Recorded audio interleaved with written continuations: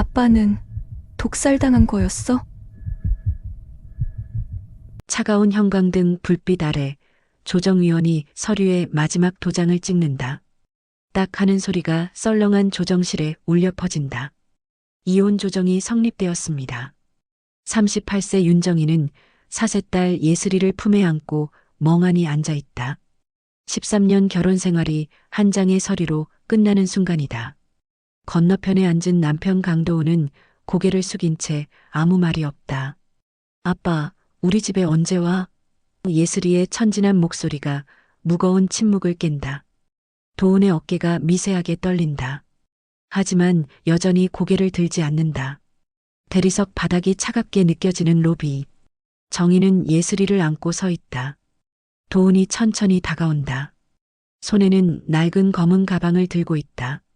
가죽이 군데군데해지고 손잡이 부분은 오래 사용해서 윤기가 없어진 가방.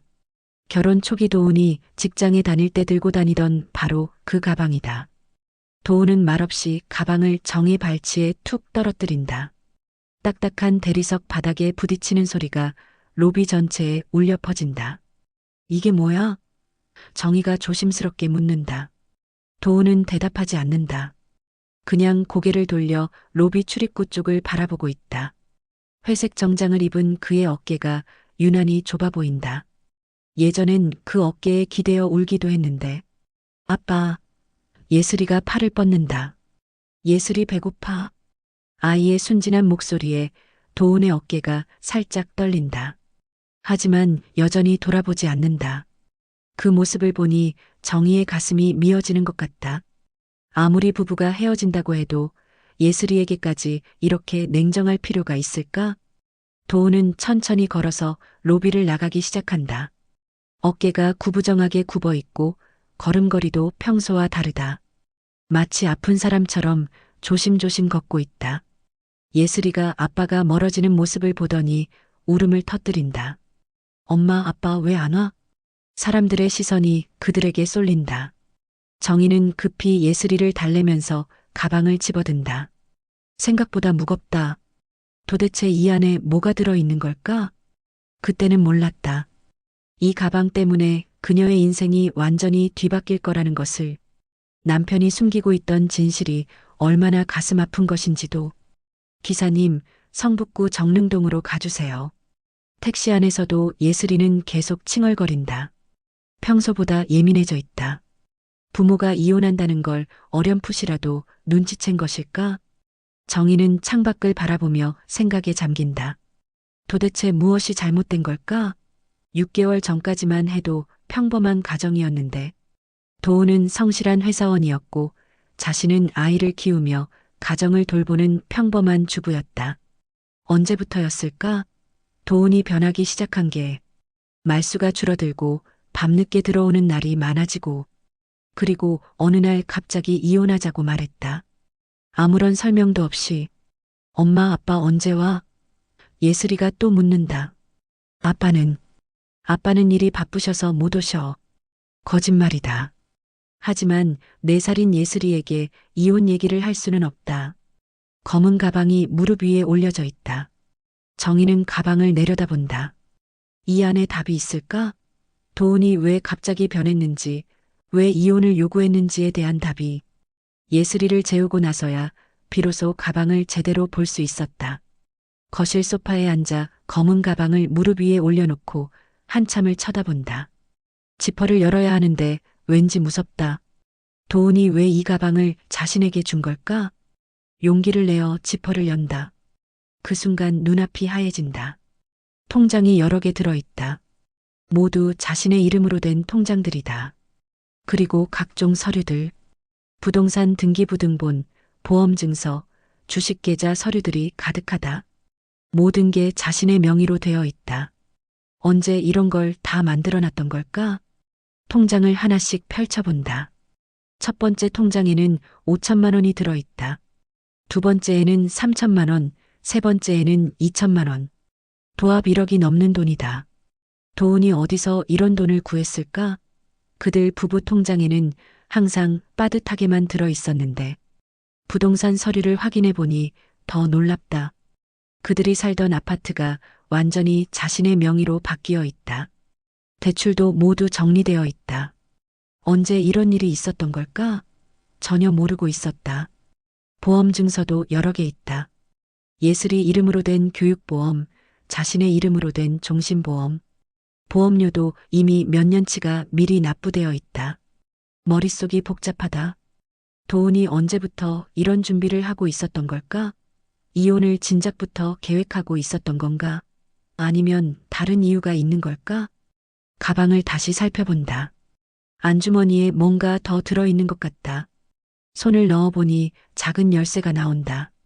은행 대여금고 열쇠다. 가방 제일 아래쪽에서 하얀 봉투를 발견한다. 손으로 쓴 글씨가 봉투에 적혀 있다. 정희에게라고 되어 있다. 도훈의 글씨다. 떨리는 손으로 봉투를 연다. 편지지에는 짧은 글귀가 적혀 있다. 얼마 안 되지만 이걸로 너와 예슬이가 편안하게 지냈으면 좋겠다. 그게 전부다. 다른 설명도 없고 사과의 말도 없고 그냥 그 한 줄뿐이다. 하지만 그 짧은 글귀에서 묘한 느낌이 든다. 마치 마지막 인사 같은. 정희는 편지를 다시 읽는다. 뭔가 이상하다. 평소 도훈의 말투와 다르다. 더 정중하고 더 거리감이 느껴진다. 마치 남에게 쓰는 편지 같다. 그때 휴대폰이 울린다. 도훈의 대학 동창인 민수다. 여보세요? 누나. 다름이 아니라 도훈이 녀석이 며칠째 연락이 안 되는데 혹시 무슨 일 있어요? 정희의 심장이 내려앉는다. 민수야, 너도 연락 안 돼? 네. 휴대폰도 꺼져 있고. 그런데 회사 선배한테 들으니까 회사도 그만뒀다는 이상한 소리가. 대체 무슨 일이에요, 누나? 전화를 끊고 나서 정희는 더욱 혼란스럽다. 도훈이 회사를 그만뒀다고? 언제? 왜? 그녀는 급히 도훈의 휴대폰으로 전화를 건다. 하지만 현재 전화를 받을 수 없습니다라는 멘트만 들린다. 문자를 보낸다. 도훈아, 가방 고마워. 하지만 이게 다 뭔지 설명해줘. 걱정된다. 답장은 오지 않는다. 밤이 깊어진다. 예슬이는 자기 방에서 깊게 잠들어 있다. 정희는 거실 소파에 앉아 가방과 그 안의 물건들을 계속 쳐다본다. 대체 무슨 일이 벌어지고 있는 걸까? 한 가지는 확실하다. 도훈이 숨기고 있는 비밀이 있다는 것. 그리고 그 비밀이 그들 가족에게 큰 영향을 미칠 거라는 것. 내일부터 진실을 찾아 나서야겠다고 다짐한다. 정희는 가방을 안고 잠자리에 든다. 하지만 잠이 오지 않는다. 계속해서 도훈의 마지막 뒷모습이 떠오른다. 그리고 그 짧은 편지. 얼마 안 되지만 이걸로 너와 예슬이가 편안하게 지냈으면 좋겠다. 왜 이별 인사처럼 들리는 걸까? 어젯밤 한숨도 못 잤다. 가방 속 서류들을 몇 번이고 다시 확인해 봤지만 여전히 믿어지지 않는다. 1억이 넘는 돈, 완전히 자기 소유가 된 아파트, 그리고 각종 보험들. 도훈이 언제부터 이런 준비를 하고 있었던 걸까? 새벽 5시에 눈이 떠진다. 예슬이는 아직 깊게 잠들어 있다. 거실로 나와 다시 한번 서류들을 정리해 본다. 이상한 점들이 하나씩 눈에 들어온다. 보험료 납부 내역을 보니 도훈이 최근 몇 달간 평소보다 훨씬 많은 돈을 벌고 있었던 것 같다. 어떻게 그런 일이 가능했을까? 예슬이가 깨어나는 소리가 들린다. 얼른 서류들을 가방에 넣고 아침 준비를 한다. 아이 앞에서는 평상시와 다름없이 행동해야 한다. 예슬이가 불안해할까봐. 엄마, 오늘 아빠 안 와? 예슬이가 아침밥을 먹으면서 묻는다. 어떻게 대답해야 할지 모르겠다. 아빠는 일이 바쁘셔서 못 오셔. 거짓말이다. 하지만 아직 4살인 예슬이에게 이혼 얘기를 할 수는 없다. 예슬이를 어린이집에 맡기고 도훈의 회사로 간다. 12년 동안 성실하게 다녔던 곳이다. 1층 로비에서 안내데스크 직원에게 말한다. 안녕하세요. 기획팀 강도훈 대리 만나러 왔는데요. 직원이 컴퓨터를 확인하더니 고개를 갸우뚱한다. 죄송합니다. 강도훈 씨는 저희 회사에 근무하지 않으십니다. 네. 정희는 당황한다. 그게 무슨 말씀이세요? 12년 동안 여기 다녔는데 한 달 전에 퇴사하셨습니다. 머릿속이 하얘진다. 한 달 전이면 아파트 소유권을 자신의 이름으로 바꾼 시기와 같다. 그런데 자신에게는 왜 아무 말도 안 했을까? 기획팀으로 올라가서 도훈과 함께 일했던 동료들을 만난다. 김 과장이 정의를 보더니 안타까운 표정을 짓는다. 사모님, 도훈이가 갑자기 사표를 내고 나가서 저희도 깜짝 놀랐습니다. 그런데 혹시 연락이 안 되시나요? 네, 전혀요. 그런데 2달 전부터 도훈이가 갑자기 말수가 줄어들고 혼자만의 시간을 많이 가지더라고요. 점심도 혼자 먹고 다른 동료들도 비슷한 얘기를 한다. 도훈이 평소와 달랐다는 것, 무언가 고민이 있어 보였다는 것. 하지만 아무도 구체적인 이유는 모른다. 그때 박 과장이 정의를 조용한 곳으로 데려간다. 회사 옥상이다. 사모님, 사실 한 가지 이상한 일이 있었어요. 무슨 일인가요? 도훈이가 퇴사하기 며칠 전에 최태식 회장과 크게 싸웠어요. 최 회장님이요? 박 과장은 주변을 둘러보더니 목소리를 낮춘다. 도훈이가 어떤 자료를 가지고 회장실에 갔는데 1시간 정도 있다가 창백한 얼굴로 나왔어요. 그리고 그날 이후로 완전히 사람이 변했어요. 어떤 자료였는데요? 잘 모르겠어요. 하지만 28년 전 화재 사건과 관련된 것 같았어요. 도훈이가 며칠 동안 그 자료만 파고 있었거든요. 28년 전 화재 사건. 정의의 가슴이 철렁한다. 바로 자신의 아버지가 돌아가신 그 사건이다. 혹시 성모병원 화재 사건인가요? 박 과장이 놀란 표정을 짓는다. 사모님이 어떻게 제 아버지가 그 사건으로 돌아가셨어요. 박 과장의 얼굴이 굳어진다. 그럼 도훈이가 그걸 조사하고 있었던 거군요. 회사를 나온 정의는 머릿속이 복잡하다. 도훈이 왜 28년 전 사건을 조사하고 있었을까? 그리고 그 때문에 회장과 싸우고 회사를 그만둔 건가? 카페에 앉아 생각을 정리해 본다. 도훈이 변하기 시작한 시점, 재산을 자신의 명의로 바꾼 시점, 회사를 그만둔 시점이 모두 일치한다. 그리고 28년 전 화재 사건, 자신의 아버지가 억울하게 돌아가신 그 사건과 무슨 관련이 있는 걸까? 휴대폰을 꺼내 민수에게 전화를 건다. 민수야, 도훈이가 마지막에 너한테 뭐라고 했어? 글쎄요. 특별한 건 없었는데. 아, 그런데 이상한 말을 하나 했어요. 무슨 말? 형, 28년 전 진실을 밝히면 내 가족이 위험해질 수도 있어. 이런 말을 했어요. 무슨 뜻인지 모르겠더라고요. 정의의 손이 떨린다. 28년 전 진실, 가족의 위험, 모든 퍼즐 조각들이 서서히 맞춰지기 시작한다. 그때 휴대폰에 낯선 번호로 문자가 온다. 남편의 뒤를 캐지 마라. 예슬이가 다칠 수 있다. 정의의 얼굴이 창백해진다. 누가 자신을 감시하고 있는 걸까? 그리고 예슬이를 위협하는 이유는 뭘까? 예슬이를 재우고 나서 정의는 위협 문자를 다시 본다. 누군가가 자신을 감시하고 있다는 사실이 무섭다. 하지만 포기할 수 없다. 도훈에게 무슨 일이 생겼는지 알아내야 한다. 집안을 다시 한번 꼼꼼히 뒤져본다. 도훈이 뭔가 숨겨놓았을 가능성이 있다. 침실 옷장을 정리하다가 깊숙한 곳에서 작은 상자를 발견한다. 먼지가 쌓인 걸 보니 오래된 것 같다. 상자를 열어보니 서류들이 들어있다. 맨 위에 있는 서류를 보는 순간 정의는 경악한다. 췌장암 사기 진단서, 환자명 강도훈.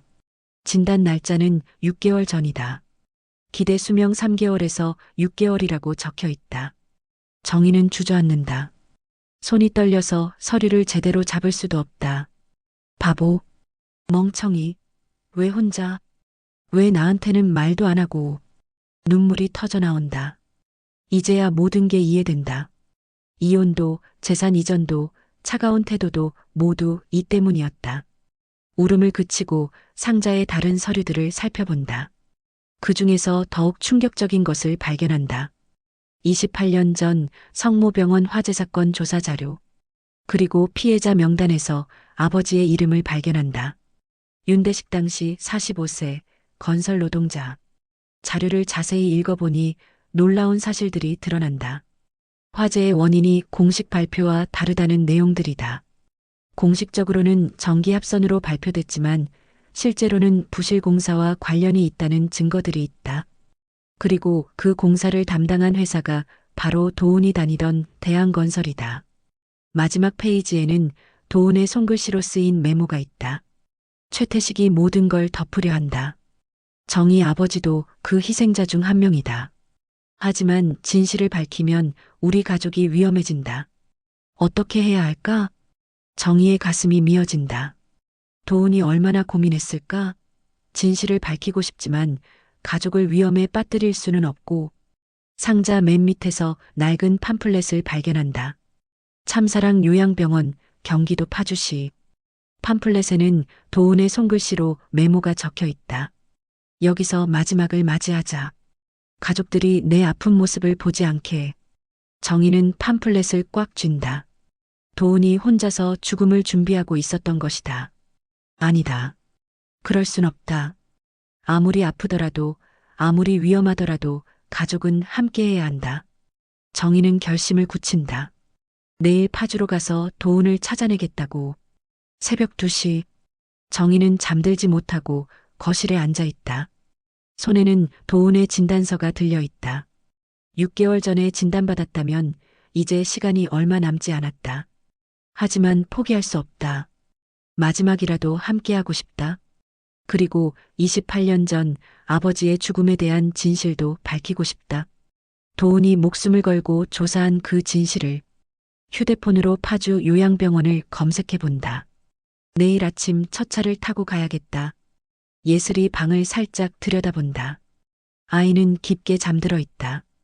이 아이를 위해서라도 아빠를 찾아와야 한다. 도훈아, 기다려. 내가 꼭 찾아갈게. 그리고 이번에는 절대 혼자 두지 않을 거야. 정희는 조용히 중얼거린다. 창밖으로 새벽이 밝아오고 있다. 내일이면 모든 진실을 알 수 있을 것이다. 도훈이 왜 그런 선택을 했는지, 28년 전 사건의 진실은 무엇인지. 정희는 가방 속에서 은행 대여금 고 열쇠를 꺼내본다. 도훈이 마지막에 남긴 이 열쇠에는 어떤 비밀이 숨겨져 있을까? 모든 답은 내일 밝혀질 것이다. 예슬이를 어린이집에 맡기고 정희는 파주행 버스에 올랐다. 가슴이 두근거린다. 정말 도훈을 만날 수 있을까? 버스 안에서 어제 발견한 서류들을 다시 본다. 진단서, 조사자료, 요양병원 팜플렛. 모든 게 현실 같지 않다. 1시간 후 파주에 도착한다. 택시를 타고 참사랑 요양병원으로 향한다. 기사님, 여기 맞나요?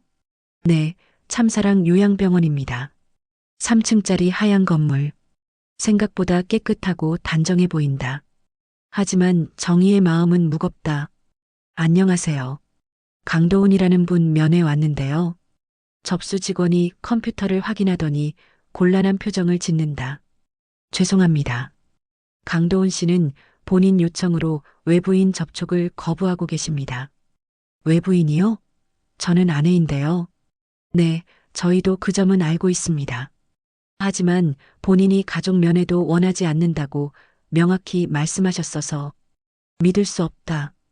도훈이 정말 자신을 만나기 싫어한다는 건가? 그럼 언제부터 여기 계신 거예요? 1달 정도 되었습니다. 1달. 이혼 조정이 끝난 바로 그 시점이다. 도훈이 법원에서 자신에게 가방을 건네주고 바로 이곳으로 온 것이다. 서울 강남의 대한건설 본사 20층. 최태식 회장이 거대한 책상에 앉아 있다. 그의 앞에는 비서 박 실장이 서 있다.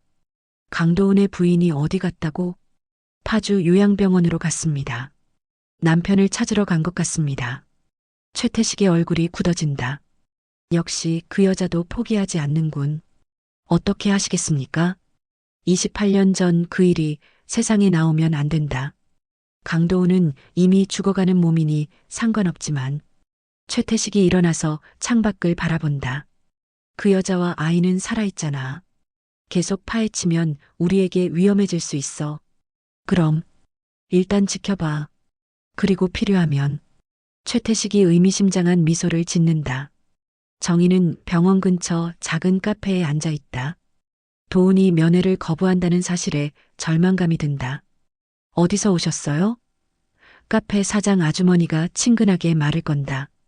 요양원 면회 왔는데 거부당해서요. 아, 그런 일이 종종 있어요. 특히 젊은 남자 환자들은 가족들에게 아픈 모습 보이기 싫어해서. 혹시 강도훈이라는 분 아세요? 키가 크고 마른 편인. 아, 강 씨. 물론 알죠. 가끔 여기 와서 커피 사가세요. 정말 예의 바른 분이더라고요. 드디어 도훈의 소식을 들을 수 있다. 어떻게 지내고 있는 것 같던가요? 많이 야위셨더라고요. 처음 오셨을 때보다 살이 많이 빠지신 것 같아요.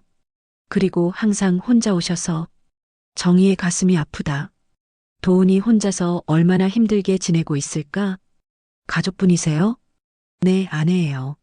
어머, 그럼 부인분 얘기 들었어요. 강 씨가 커피 마시면서 가끔 부인 얘기를 하시거든요. 딸도 있다고. 도훈이 자신들 얘기를 하고 있었다니. 그럼 그리워하고 있는 게 아닌가? 어떤 얘기를 했나요? 딸이 아빠를 많이 좋아한다고, 부인은 세상에서 가장 착한 사람이라고. 그런 얘기요.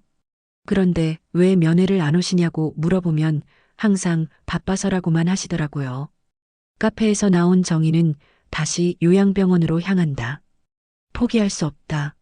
어떻게든 도훈을 만나야 한다. 그때 검은색 승용차 한 대가 그녀를 따라오고 있다는 걸 눈치챈다.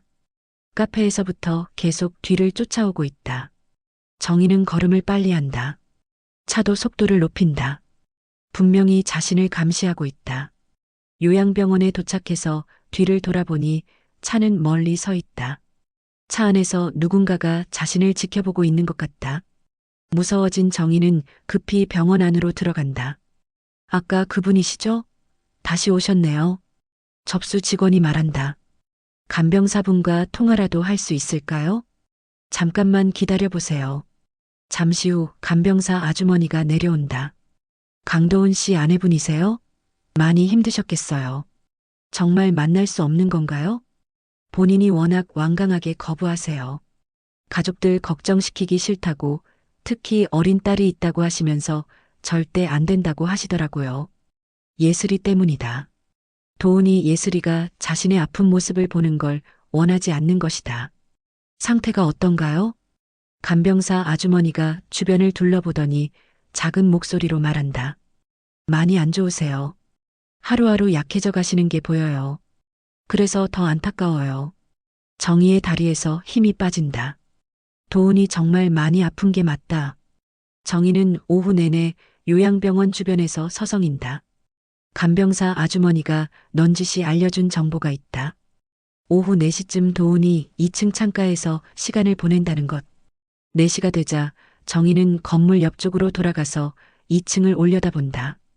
창문이 여러 개 있는데 그 중 한 곳에서 사람의 실루엣이 보인다. 가슴이 뛴다. 혹시 도훈일까? 조금 더 가까이 다가간다. 창가에 앉아 있는 사람의 옆모습이 보인다. 살이 많이 빠졌지만 분명히 도훈이다. 도훈아. 작은 목소리로 불러보지만 들릴 리 없다. 도훈은 창밖을 멍하니 바라보고 있다. 어떤 생각을 하고 있을까? 그때 도훈이 고개를 돌린다. 정희와 눈이 마주친다. 도훈의 눈이 커진다. 믿을 수 없다는 표정이다. 정희는 손을 흔든다. 도훈도 잠깐 손을 들었다가 급히 창문에서 물러난다. 집으로 돌아가는 버스 안에서 정희는 계속 생각한다. 도훈의 마지막 표정이 떠오른다. 놀란 것 같기도 하고 슬픈 것 같기도 하다. 예슬이를 데리러 어린이집에 갔을 때 선생님이 말한다. 예슬이가 오늘 아빠 얘기를 많이 하더라고요. 아빠 보고 싶다고. 집에 돌아와서 예슬이에게 말한다. 예슬아, 엄마가 아빠를 봤어. 정말요? 아빠가 어디 있어요?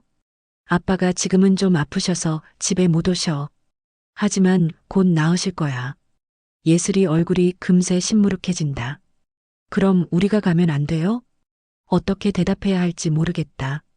4살짜리에게 아빠가 자신들을 피하고 있다고 말할 수는 없다.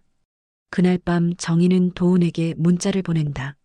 도훈아, 오늘 널 봤어. 왜 우리를 피하는 거야? 우리 가족이잖아. 답장은 오지 않는다. 하지만 포기할 수 없다. 다음 날 아침 정희가 예슬이를 어린이집에 데려다주고 돌아오는 길에 한 남자가 다가온다. 정장을 입은 40대 남자다. 윤정희 씨죠? 네, 그런데 누구세요? 저는 대한건설에서 나왔습니다. 잠깐 얘기 좀 하시죠. 남자는 정희를 근처 카페로 데려간다. 남편분이 우리 회사에서 가져간 자료들 때문에 문제가 생겼습니다. 무슨 자료요? 28년 전 성모병원 화재 사건 관련 자료들 말입니다. 그 자료들은 회사 기밀이에요. 정희의 가슴이 철렁한다. 역시 그 사건과 관련이 있었다. 남편분은 이미 회사를 그만뒀으니 상관없지만 부인께서 계속 그 일을 파헤치시면 곤란합니다. 제가 뭘 파헤쳤다는 거예요? 남자가 휴대폰을 꺼내 사진을 보여준다. 어제 정희가 요양병원 주변을 돌아다니는 모습이다. 우리는 다 알고 있어요. 부인께서 어디 가시는지, 뭘 하시는지. 정희가 무서워진다. 정말로 감시당하고 있었던 것이다. 조용히 지내세요. 그럼 아무 일 없을 겁니다. 하지만 계속 그런 식으로 나오시면 남자는 예슬이 사진을 보여준다. 어린이집에서 놀고 있는 예슬이 모습이다. 예쁜 딸이네요. 사고라는 건 언제 어떻게 날지 모르잖아요. 정희의 온몸이 얼어붙는다. 남자가 떠난 후 정희는 공포에 떨고 있다. 예슬이에게 해를 가할 수도 있다는 위협이 너무 현실적이다. 하지만 동시에 분노도 치밀어 오른다. 28년 전 아버지의 죽음, 그리고 지금 도훈이 당하고 있는 일, 모든 게 그들의 짓이었다. 정희는 결심한다. 더 이상 물러설 수 없다. 예슬이를 지키면서도 진실을 밝혀야 한다. 집에 돌아와서 가방 속에서 은행 대여금고 열쇠를 꺼낸다. 도훈이 남긴 마지막 단서다. 이 안에 모든 답이 있을 것이다. 그리고 28년 전 조사 자료를 다시 본다. 아버지가 왜 죽어야 했는지, 도훈이 왜 이런 고통을 당해야 하는지, 모든 진실을 밝혀내겠다. 아빠, 도훈아, 조금만 기다려. 내가 꼭 진실을 밝혀낼게. 정희는 주먹을 꽉 쥔다. 이제 진짜 싸움이 시작된다. 그때 현관문에서 소리가 난다. 누군가 문을 두드리고 있다. 정희는 조심스럽게 인터폰을 확인한다. 화면에는 모르는 여자가 서 있다. 30대 후반으로 보이는 여자가 카메라를 똑바로 보고 있다. 윤정희 씨, 제가 도울 수 있어요. 문 열어주세요. 정희는 망설인다. 누구일까? 적일까? 아니면 도움을 줄 사람일까? 정희는 조심스럽게 문을 연다. 체인을 건 채로 틈만 벌려서 밖을 본다. 누구세요? 제 이름은 박소영이에요. 대한건설에서 일했던 사람입니다. 정희의 가슴이 뛴다. 대한건설? 적인가, 아군인가? 뭐하러 왔어요? 28년 전 성모병원 화재 사건의 진실을 알고 있어요. 그리고 당신 남편이 왜 그런 일을 당했는지도요. 박소영은 40대 초반으로 보이는 여자다. 정장 차림이지만 피곤해 보인다. 저를 믿어주세요. 저도 최태식 때문에 가족을 잃었거든요. 정희는 잠시 망설이다가 문을 연다. 뭔가 이 여자의 눈빛에서 진정성이 느껴진다. 들어오세요. 거실에 앉은 박소영이 자신의 정체를 밝힌다. 저는 10년 전까지 대한건설 법무팀에서 일했어요. 최태식의 비리를 폭로하려다가 쫓겨났죠. 어떤 비리요? 28년 전 성모병원 화재 사건 조작, 그리고 그 이후에도 계속된 부실공사 은폐들이요. 박소영이 가방에서 서류들을 꺼낸다. 이건 제가 10년간 몰래 모은 증거들이에요. 하지만 혼자서는 한계가 있었어요. 정희가 서류를 본다. 성모병원 공사 당시의 내부 문서들, 부실공사를 지시하는 최태식의 지시서들이 있다. 그런데 왜 지금 나타나신 거예요? 당신 남편 때문이에요. 강도훈 씨가 진실에 너무 가까이 다가갔거든요. 최태식이 그를 제거하려 한다는 걸 알게 됐어요. 정희의 얼굴이 창백해진다. 제거요? 네. 단순히 회사에서 쫓아내는 게 아니라 영원히 입을 막으려는 거예요. 박소영이 더 충격적인 사실들을 알려준다. 28년 전 성모병원 화재는 사고가 아니었어요. 최태식이 부실 공사를 덮기 위해 의도적으로 일으킨 거예요. 의도적으로요? 네. 부실 공사가 발각되기 직전에 화재를 일으켜서 증거를 인멸한 거죠. 그 과정에서 당신 아버지를 포함해 많은 사람들이 죽었어요. 정의의 눈에 눈물이 고인다. 아버지가 정말 억울하게 돌아가신 것이다. 그리고 이번에도 마찬가지예요.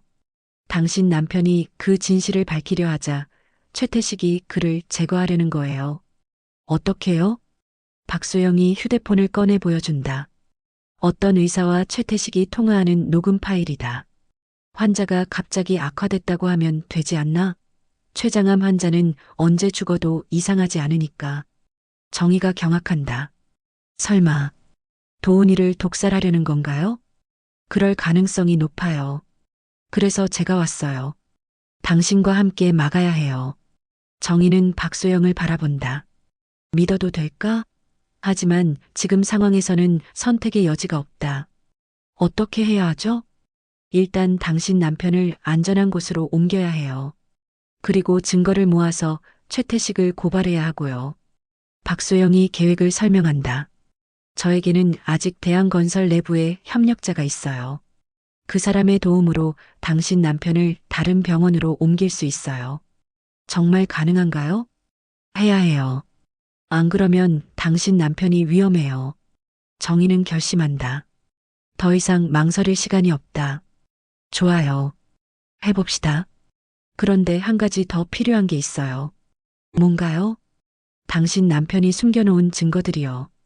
분명히 어딘가에 결정적인 증거를 숨겨놨을 거예요. 정의가 은행 대여금고 열쇠를 보여준다. 이걸 말씀하시는 건가요? 박소영의 눈이 반짝인다.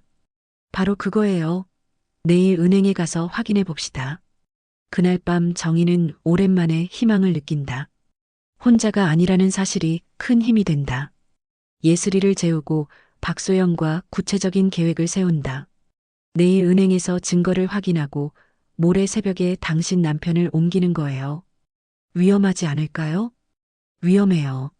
하지만 지금보다는 안전할 거예요. 정의는 도훈에게 마지막 문자를 보낸다. 도훈아, 내일 내가 갈게. 이번에는 혼자 두지 않을 거야. 조금만 참아. 이번에는 답장이 온다. 짧지만 의미 있는 답장이다. 미안해. 사랑해. 정의는 눈물을 흘린다. 도훈도 자신을 기다리고 있었던 것이다. 내일이면 모든 게 달라질 것이다. 진실을 밝히고 도훈을 구하고 최태식을 처벌할 수 있을 것이다.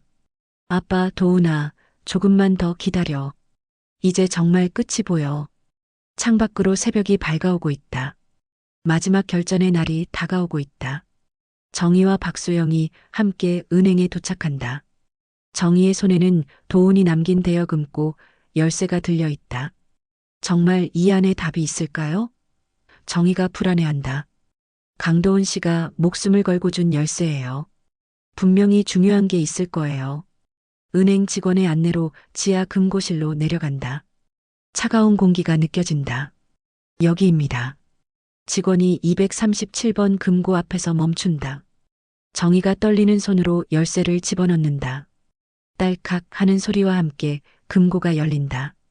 금고 안에는 현금 대신 서류들과 USB 그리고 낡은 만년필이 들어있다.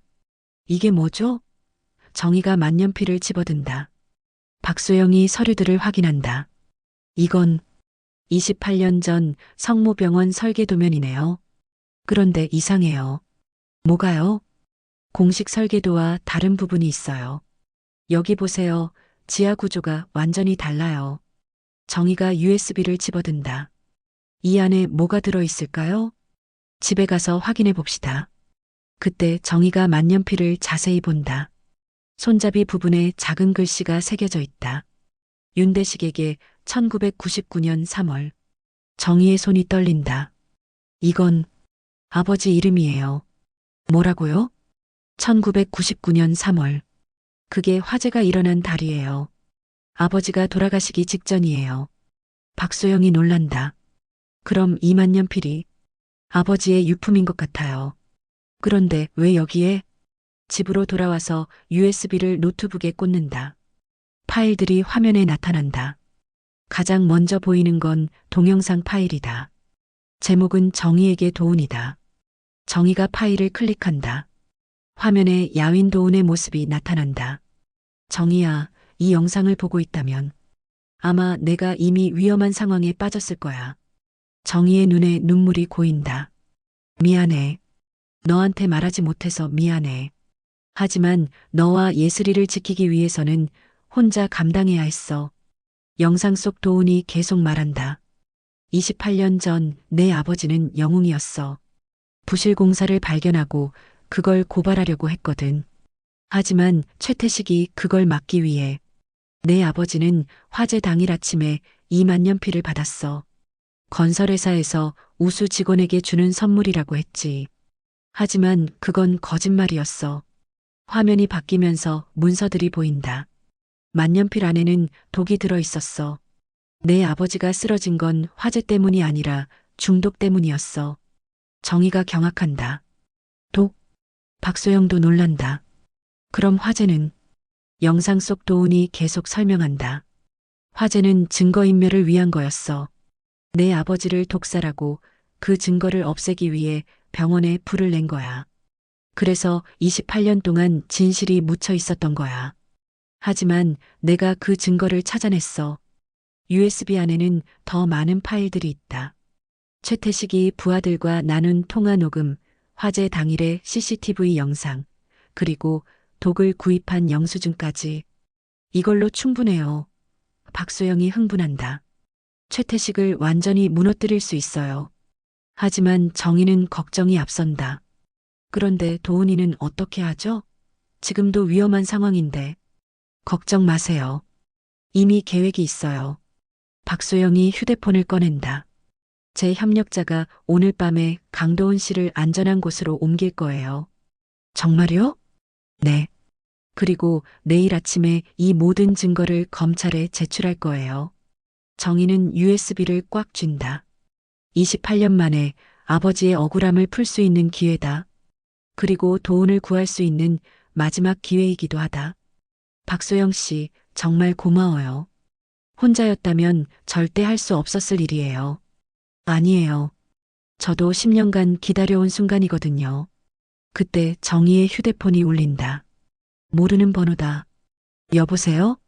윤정혜 씨? 저는 참사랑 요양병원 간병사예요. 급하게 연락드려요. 정희의 가슴이 철렁한다. 무슨 일인가요? 강도훈 환자분 상태가 갑자기 악화됐어요. 빨리 오시는 게 좋을 것 같아요. 전화가 끊어진다. 정희와 박소영이 서로를 본다. 함정일 수도 있어요. 박소영이 경고한다. 알아요. 하지만 가야 해요. 정말 위험할 수도 있잖아요. 정희와 박소영이 택시를 타고 파주로 향한다. 차 안의 분위기가 무겁다. 제 협력자에게 연락했어요. 오늘 밤 12시에 강도훈 씨를 옮기기로 했어요. 박소영이 말한다. 그 전까지 버텨야 하는 거네요. 네. 그리고 이걸 가지고 계세요.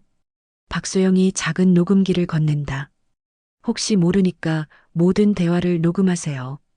요양병원에 도착하니 평소보다 조용하다. 1층 로비에 사람들이 별로 없다. 이상해요. 정희가 중얼거린다. 접수 직원이 그들을 보더니 놀란다. 아까 전화하신 분들이세요? 네, 강도훈 환자 때문에 왔어요. 그런데 저희가 전화를 안 했는데요? 정희와 박소영이 서로를 본다. 역시 함정이었다. 그때 엘리베이터에서 익숙한 목소리가 들린다. 늦었군요, 윤정희 씨. 최태식이 나타난다. 그의 뒤에는 정장을 입은 남자들 서너 명이 따라온다. 당신이 최태식이군요. 정희가 떨리는 목소리로 말한다. 그동안 고생 많았어요. 남편 찾으러 다니느라. 최태식이 냉소적으로 웃는다. 28년 전에도 이런 식이었어요. 당신 아버지도 끝까지 포기하지 않더라고요. 정희의 분노가 치민다. 당신이 우리 아빠를 죽인 거죠. 죽였다는 표현은 좀 그렇고 필요하기였다고 해야죠. 박소영이 녹음기를 몰래 작동시킨다. 최태식이 계속 말한다. 마치 자랑이라도 하듯이 당신 아버지가 부실 공사를 발견했을 때 처음에는 돈으로 해결하려 했어요. 하지만 그 고집쟁이가 받지 않더라고요. 그래서 독을 탄 만년필을. 똑똑하네요. 그래요. 만년필에 독을 발라서 선물했죠. 그리고 화제는 보너스였어요. 증거인멸까지 한 번에. 정희의 눈에 눈물이 흐른다. 아버지의 마지막 순간이 얼마나 고통스러웠을까? 그런데 28년이 지나서 또 다른 고집쟁이가 나타났어요. 당신 남편 말이에요. 도훈이는 어디 있어요? 걱정 마세요. 곧 만날 수 있을 거예요. 당신도, 당신 딸도. 최태식이 손짓을 한다. 부하들이 정희와 박소영에게 다가온다. 부하들에게 끌려가며 정희는 2층 복도 끝에 병실에 도착한다. 문이 열리고 안에 도훈이 누워 있다. 도훈아. 정희가 달려간다. 도훈은 의식은 있지만 매우 약해져 있다. 링거에는 이상한 약물이 들어가고 있다. 정희야. 왜 여기까지? 도훈이 힘겹게 말한다. 바보, 당신 혼자 죽게 둘 수 없잖아. 최태식이 뒤에서 말한다. 감동적인 재회네요. 하지만 이게 마지막일 거예요. 당신, 도훈이한테 뭘 한 거예요? 별거 아니에요. 항암제 대신 다른 약을 투여한 것 뿐이에요. 어차피 죽을 몸인데 조금 빨리 가는 거죠. 정희가 분노한다. 이 악마 같은 놈. 그때 갑자기 병실 문이 벌컥 열린다. 경찰들이 몰려들어온다. 최태식, 살인 및 살인미수 혐의로 체포한다. 최태식이 당황한다. 이게 무슨...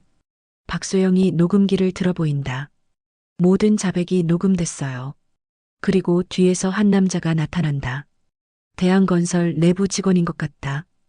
회장님, 죄송합니다. 더 이상 당신을 도울 수 없어요. 최태식이 그 남자를 본다.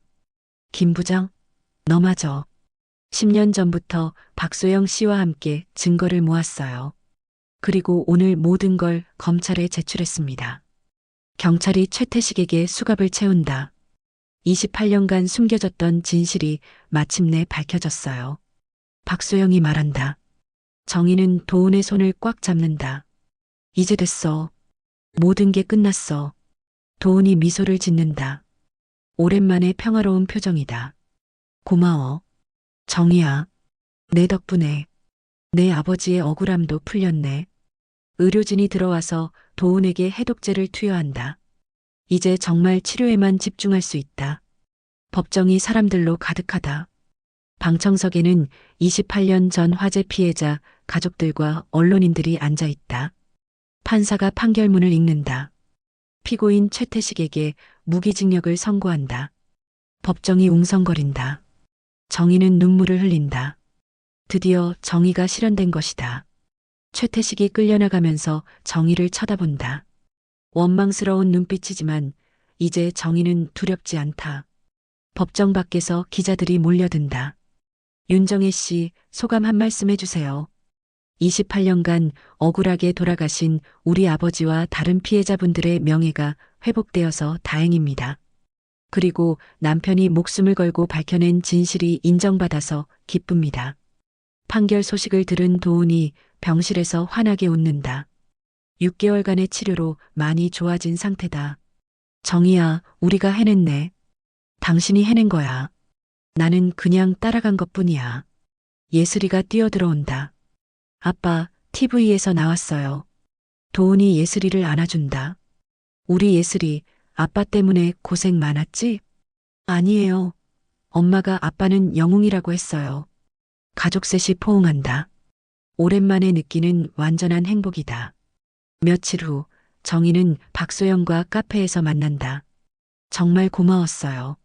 박소영 씨가 아니었다면 저야말로 고마워요. 10년간의 한이 풀렸어요. 앞으로 뭘 하실 거예요? 화재 피해자 가족들을 위한 재단을 만들려고 해요.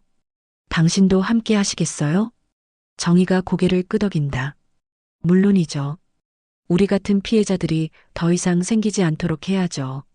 1년 후, 진실과 정의 재단 사무실에서 정의가 일하고 있다. 벽에는 아버지와 도훈의 사진이 나란히 걸려 있다. 도훈은 완전히 회복되어 재단에서 함께 일하고 있다. 예슬이는 발레를 계속하면서 꿈을 키워가고 있다. 엄마, 아빠, 나 오늘 발레 경연대회에서 1등 했어요. 예슬이가 뛰어들어온다. 정말? 우리 예슬이 최고야. 도훈이 딸을 들어올린다. 정희는 그 모습을 보며 미소 짓는다. 이제 정말 모든 게 제자리를 찾았다.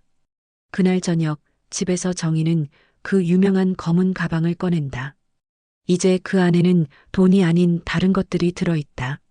아버지의 만년필, 가족사진, 그리고 도훈이 마지막에 쓴 편지. 모두 사랑과 희망의 상징들이다. 예슬이가 다가온다. 엄마, 그 가방이 뭐예요? 응, 이건 우리 가족의 이야기가 담긴 특별한 가방이야. 어떤 이야기요? 정희는 예슬이를 안아주며 말한다. 사랑과 용기에 대한 이야기야. 그리고 진실은 언젠가 반드시 밝혀진다는 이야기지. 창밖으로 노을이 지고 있다. 도훈이 뒤에서 다가와 정희의 어깨에 손을 올린다. 고마워, 정희야. 끝까지 포기하지 않아줘서. 우리는 가족이잖아. 함께 아프고 함께 이겨내는 거야. 세 가족이 창밖을 바라보며 서 있다. 이제 진짜 새로운 시작이다. 1년이 흐른 후 재단은 많은 사람들에게 도움을 주고 있다. 정희는 재단 이사장으로, 도훈은 조사팀장으로 일하고 있다. 사무실 벽에는 진실은 시간이 지나도 변하지 않는다라는 문구가 걸려 있다. 오늘 새로운 제보가 들어왔어요. 도훈이 정희에게 서류를 건넨다. 또 건설 관련인가요? 네, 10년 전 아파트 붕괴 사건인데 당시 제대로 조사되지 않았던 것 같아요. 정희가 서류를 훑어본다. 또 다른 억울한 피해자들의 이야기다. 조사해 봅시다. 우리가 하지 않으면 누가 하겠어요? 박소영이 들어온다. 그녀는 재단의 법무이사로 일하고 있다. 정희 씨, 오늘 MBC에서 인터뷰 요청이 왔어요. 우리 재단 활동에 대한 다큐멘터리를 만든다고 해요. 좋은 기회네요. 더 많은 사람들에게 알릴 수 있겠어요. 퇴근 후 집에 오니 예슬이가 숙제를 하고 있다. 이제 초등학교 2학년이 된 예슬이는 부쩍 자란 모습이다. 예슬아, 오늘 학교에서 뭐 했어? 사회 시간에 정의에 대해서 배웠어요. 선생님이 엄마 아빠 이야기를 해주셨어요. 도훈이 놀란다. 우리 이야기를? 네. 나쁜 사람들과 싸워서 이긴 영웅들이라고 하셨어요. 정희와 도훈이 서로를 본다. 아이에게는 어려운 이야기일 텐데. 예슬아, 우리는 영웅이 아니야. 그냥 옳은 일을 했을 뿐이야. 그게 영웅인 거 아니에요? 아이의 순수한 말에 두 사람이 웃는다. 주말에 시어머니가 찾아온다. 치매가 많이 진행되어 요양원에서 지내고 있지만 가끔 정신이 맑을 때가 있다. 정희야, 고생 많았구나. 어머님, 뭐가요? 도훈이 아팠을 때 내가 도와주지 못해서 미안했어. 시어머니의 눈에 눈물이 고인다. 치매에도 불구하고 그 기억은 선명한 것 같다. 괜찮아요, 어머님. 이제 다 잘 됐잖아요. 정희야, 너 정말 착한 며느리야. 내 아들이 복이 많아. 도훈이 어머니의 손을 잡는다. 엄마, 건강하게 오래 계세요. 응, 손자 결혼할 때까지는 살아야지. 예슬이가 할머니에게 달려간다. 할머니, 예슬이가 할머니 많이 사랑해요. 우리 예슬이 할머니도 사랑해. 저녁에 도훈의 친구 민수가 찾아온다. 그도 재단 일을 돕고 있다.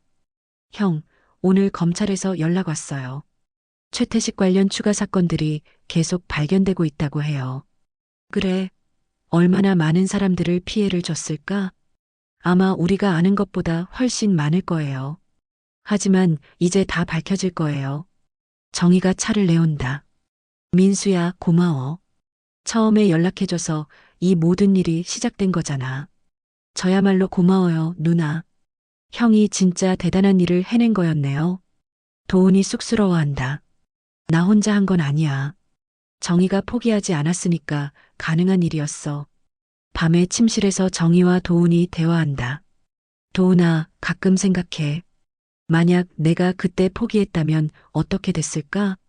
포기하지 않을 줄 알았어. 너는 그런 사람이야. 나도 무서웠어. 예슬이까지 위험해질까봐. 하지만 결국 우리가 이겼잖아. 그리고 더 많은 사람들을 도울 수 있게 됐고, 정희가 도훈의 손을 잡는다. 정말 다시는 혼자 감당하려 하지 마. 약속해. 이제는 뭐든지 함께 할게. 창밖으로 달빛이 비친다. 평화로운 밤이다. 도훈아, 사랑해. 나도 사랑해, 정희야. 두 사람이 조용히 잠든다. 내일도 또 다른 사람들을 위해 일할 것이다. 재단 사무실에서 새로운 사건을 조사하고 있다. 3년 전 지하철 공사 중 발생한 사고에 대한 제보다. 이 사건도 부실 공사와 관련이 있는 것 같아요. 도훈이 자료를 분석한다. 피해자 가족들은 어떻게 지내고 있나요? 정희가 묻는다. 3년간 제대로 된 보상도 받지 못하고 있어요. 심지어 아직도 수사가 진행 중이라는 핑계로. 박소영이 법적 자료를 검토한다. 명백한 수사기관의 직무유기네요. 이것도 윗선의 압력이 있었을 가능성이 높아요. 그럼 우리가 직접 조사해 봅시다. 정희가 결심한다. 위험할 수도 있어요. 아직도 그 업체가 영업을 하고 있거든요. 괜찮아요. 우리에게는 경험이 있잖아요. 며칠 후 지하철 사고 피해자 가족들을 만난다.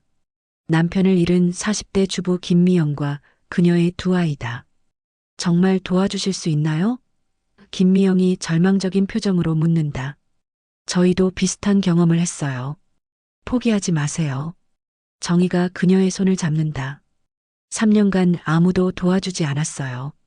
변호사들도 승산이 없다고 하고, 이제는 다를 거예요. 우리에게는 노하우가 있거든요. 도훈이 자료를 보여준다. 남편분이 사고 전에 안전 문제를 제기했다는 증언들이 있어요. 맞아요. 우리 남편이 계속 위험하다고 했었어요. 하지만 아무도 들어주지 않았어요. 그것부터 조사해 봅시다. 조사가 진행되면서 또다시 위협이 들어온다. 하지만 이번에는 다르다. 윤정희 씨에게 경고합니다. 더 이상 우리 일에 개입하지 마세요. 익명의 전화다. 정의는 침착하다. 죄송하지만 그럴 수 없어요. 진실은 밝혀져야 하거든요. 후회할 겁니다. 이미 한 번 이겨본 적이 있어요. 이번에도 마찬가지일 거예요. 전화가 끊어진다. 도훈이 걱정스럽게 본다. 정희야, 괜찮아? 응. 이제는 무섭지 않아. 우리가 옳은 일을 하고 있다는 걸 알거든. 몇 주간의 조사 끝에 결정적 증거를 발견한다. 시공업체가 안전기준을 무시하고 공사를 강행했다는 내부 문서들이다. 이거예요. 박소영이 흥분한다. 완벽한 증거예요. 어떻게 구했어요? 정희가 묻는다. 그 회사 내부 고발자가 있었어요. 양심의 가책을 느끼고 있던 사람이요. 도훈이 서류를 검토한다. 이거면 충분해요. 피해자들이 정당한 보상을 받을 수 있어요. 그리고 회사 임원들도 처벌받을 수 있고요. 김미영에게 전화를 건다. 미영 씨, 좋은 소식이 있어요. 증거를 찾았어요. 6개월 후 법정에서 판결이 나온다. 피해자 가족들이 완전히 승소한다. 피고 대한토목은 피해자들에게 총 10억 원을 배상하라. 김미영이 눈물을 흘린다. 정말 고마워요. 정말로. 정희가 그녀를 안아준다. 축하해요. 이제 새로운 시작이에요. 법정 밖에서 기자들이 몰려든다. 진실과 정의 재단의 첫 번째 승리인데 소감이 어떠세요? 정희가 마이크 앞에 선다. 모든 피해자들에게 희망을 주고 싶어요. 포기하지 마세요. 진실은 반드시 밝혀집니다. 그날 저녁 재단 직원들과 김미영 가족이 함께 축하 모임을 갖는다. 예슬이가 김미영의 아이들과 놀고 있다. 언니, 우리 엄마 아빠가 영웅이라고 했죠? 응, 정말 고마운 분들이야. 도훈이 정희에게 속삭인다. 우리가 정말 의미 있는 일을 하고 있구나. 맞아. 이런 일을 위해 살아가는 것 같아. 박소영이 건배를 제안한다. 진실과 정의를 위해 모든 사람들이 잔을 든다. 진실과 정의를 위해. 정의는 마음속으로 아버지와 과거의 도훈에게 말한다. 아빠, 도훈아, 우리가 해내고 있어. 더 많은 사람들이 행복해지고 있어. 창밖으로 별이 반짝인다. 마치 대답하는 것 같다. 2년이 흐른 후 예슬이가 시립청소년 발레단의 주요 공연에 출연한다. 이제 9세가 된 예슬이는 뛰어난 발레 실력을 보여주고 있다.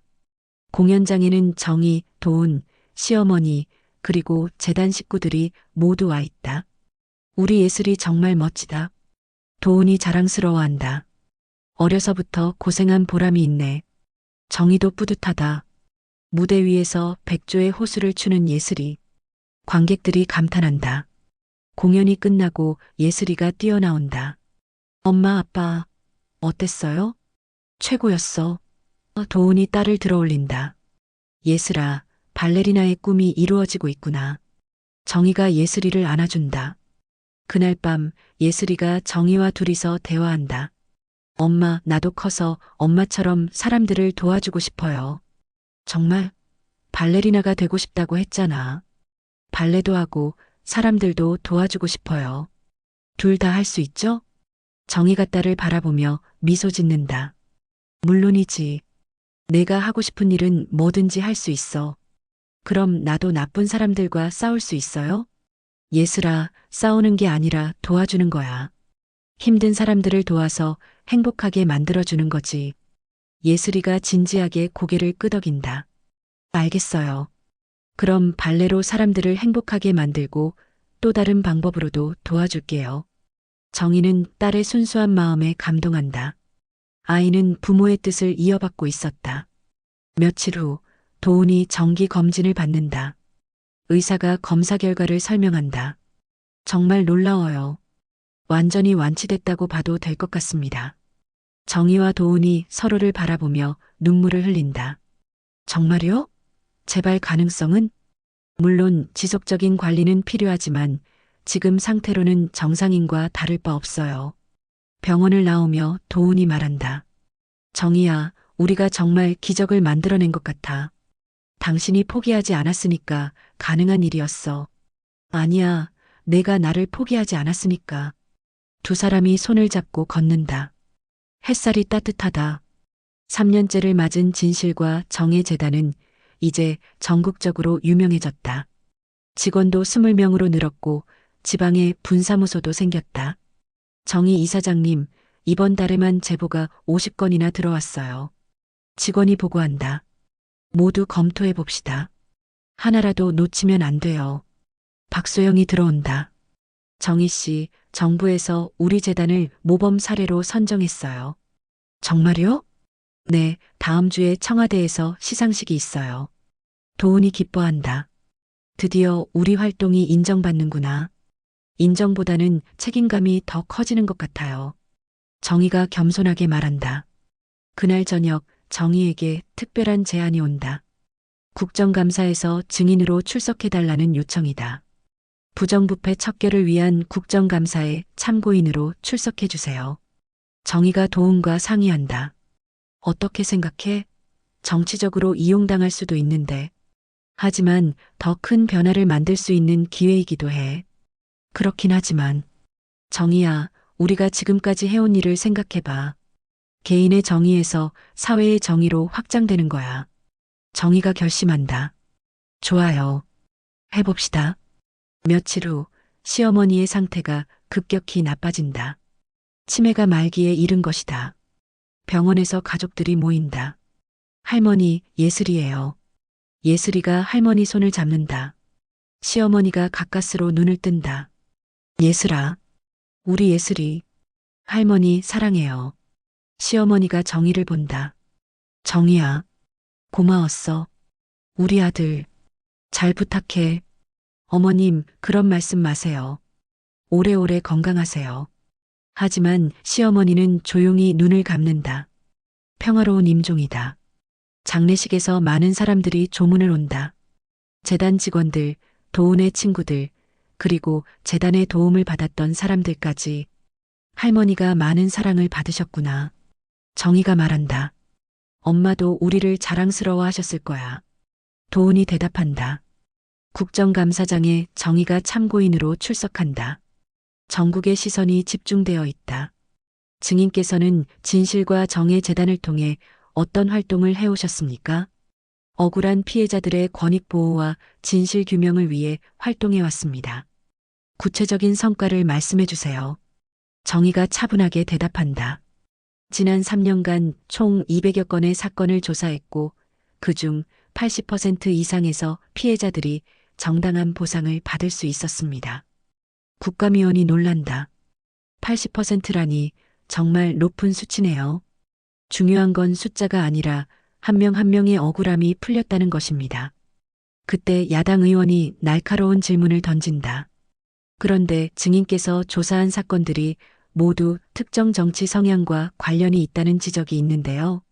정의가 단호하게 대답한다. 저희는 정치적 성향과 관계없이 오직 진실만을 추구합니다. 피해자에게는 정치색이 없습니다. 하지만 결과적으로 의원님, 저희가 조사한 사건들을 보시면 정치적 편향과는 무관하다는 걸 알 수 있습니다. 오히려 권력의 편에서 소외된 사람들을 도운 것뿐입니다. 방청석에서 박수가 터진다. 정의가 마지막 발언을 한다. 28년 전 제 아버지가 억울하게 돌아가셨을 때 아무도 도와주지 않았습니다. 3년 전 제 남편이 진실을 밝히려다 죽을 뻔했을 때도 마찬가지였습니다. 국감장이 조용해진다. 하지만 우리가 포기하지 않았기 때문에 진실이 밝혀졌습니다. 그리고 더 많은 사람들을 도울 수 있게 됐습니다. 제가 말씀드리고 싶은 건 단 하나입니다. 포기하지 마세요. 진실은 반드시 승리합니다. 국감장 전체가 기립박수를 보낸다. 국정감사 이후 정의와 재단에 대한 언론의 관심이 폭발적으로 늘어난다. 진실과 정의 재단, 시민사회의 새로운 희망. 윤정희 이사장, 포기하지 않는 정의. 3년간 200건 해결, 놀라운 성과. 사무실에 인터뷰 요청이 쏟아진다. 정희 씨, 이제 정말 유명인이 됐네요. 박소영이 웃는다.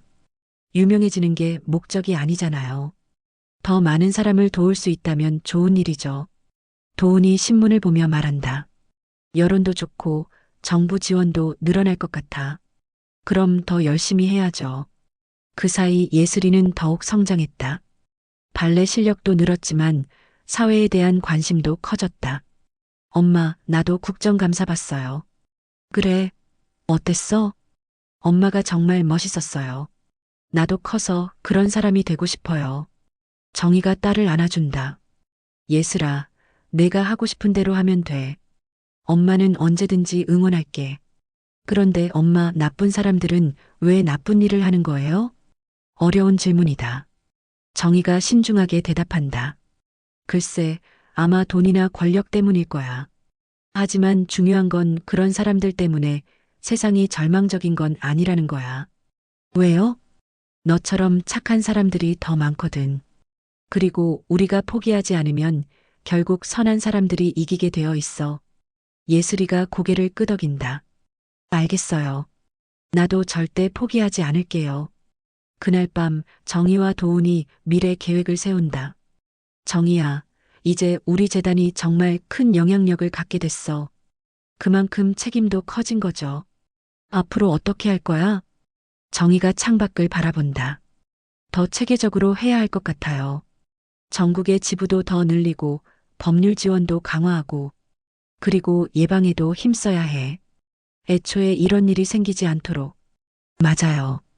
교육도 중요하고 두 사람이 손을 잡는다. 우리가 정말 큰 일을 해내고 있구나. 아직 시작일 뿐이에요. 더 많은 사람들이 도움을 기다리고 있어요. 창밖으로 새벽이 밝아오고 있다.